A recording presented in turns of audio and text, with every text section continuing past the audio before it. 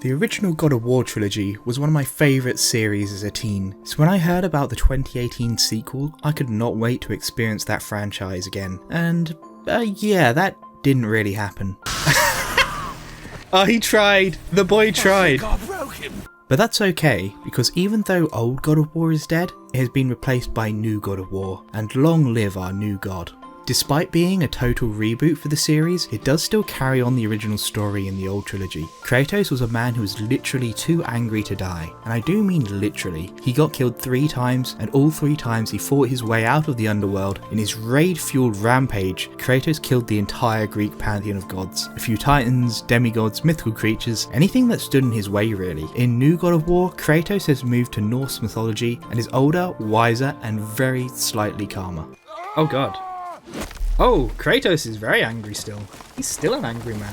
The game starts off with Kratos and his son Atreus performing a basic funeral for Faye, the wife and mother of the pair. They then set off on a journey through Norse mythology to spread her ashes at the highest mountain in all the realms. A wonderful father-son bonding experience that soon gets very brutal. Oh, this is going to be a father-son moment, isn't it? The boy is stuck under the dead body he killed. Can anyone spell the word trauma? Oh my god. Oh god. He ain't doing so well. Ooh. Kid, get over it.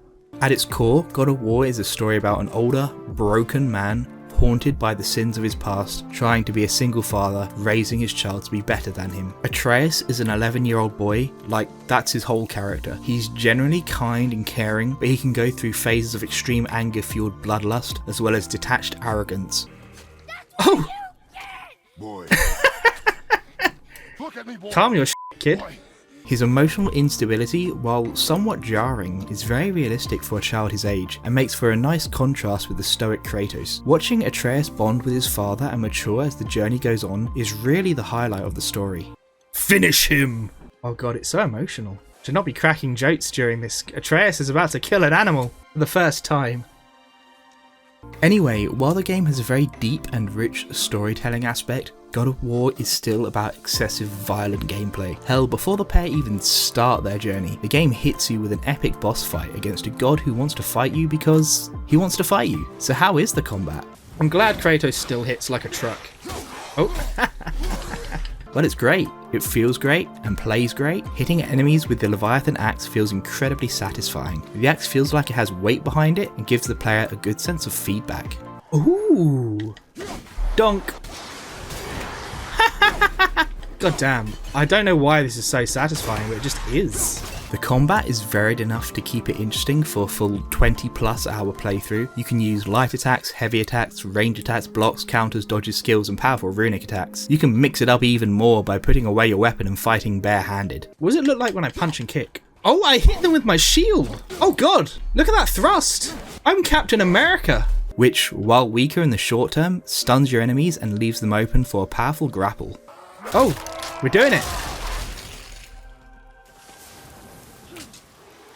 Right, that was a lot. That was a lot. Later on in the game, you'll also get the Blades of Chaos, the classic weapons from the original trilogy, and they're exactly how you remember them. Right down to the combos and special attacks. We got our little flaming swords. I love it. Oh god, I remember that combo. Memories. Memories. They don't quite have that satisfying impact feel that the axe does. They just look flashy, which makes it seem as if they didn't quite get the same love and attention as the game's main weapon. But to be fair, that could be intentional to keep them true to the old games. As you get further into the game, you can even expand your arsenal using XP to buy and upgrade your skills. In fact, upgrading goes well beyond that, as God of War has now gone full open world RPG, and you can upgrade damn near everything. Why do I have so many shields? Let's go for this blue one. Which one did you like? The blue and gold? This one. A bit too ornate for me. It's too fancy. My shield is to protect me from damage, not to seduce bitch. Weapons, weapon pommels, talismans, enchantments, every single piece of armor, there's a lot going on. This is all done via the 2 dwarves you meet in the game who will craft and upgrade your gear if you give them enough money and materials. Look at this beautiful chest. I must touch this beautiful chest. I must punch this beautiful chest. Oh my god. Kratos, lift the top off. What's wrong with you, man? They'll also send you on some side quests, which presumably will reward you with extra special items and materials. I say presumably because after I did the first couple of side quests, I hit a bit of a brick wall, a basic enemy which took no damage and could kill me in one hit. I was underleveled for the encounter and I did eventually come back and breeze through it later, but it made me skeptical of picking up any new side quests as there's no indicator that I could see for a required or recommended level. Oh my god, he's so big. Yeah, the axe doesn't seem to... Oh dear. I mean, let's try this. That did not... One hit kill? Okay, so we've got to fight this one hit kill thing. Am I underleveled? Is that the problem? Spin! Spin to win! So for me, I treated side quests as a late game / end game content, especially as your level is solely determined by the stats given from your gear and you can only unlock better gear by progressing through the story. Now I don't want to spoil the story too much, what I will say is it was really good and was a long 20+ hours that was perfectly paced, and once it's over there's still plenty for the game to offer you. You can take your time to explore the beautiful world. Why are we taking so long? I know this is beautiful and whatever. I don't care. Oh. Oh, dope. What, is that a turtle? Holy sh**.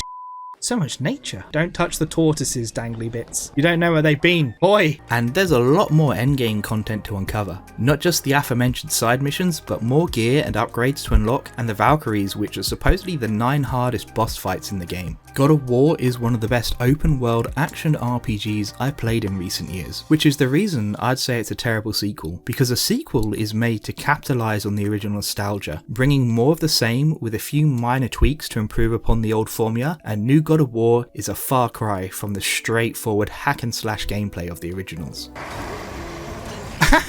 He got donked.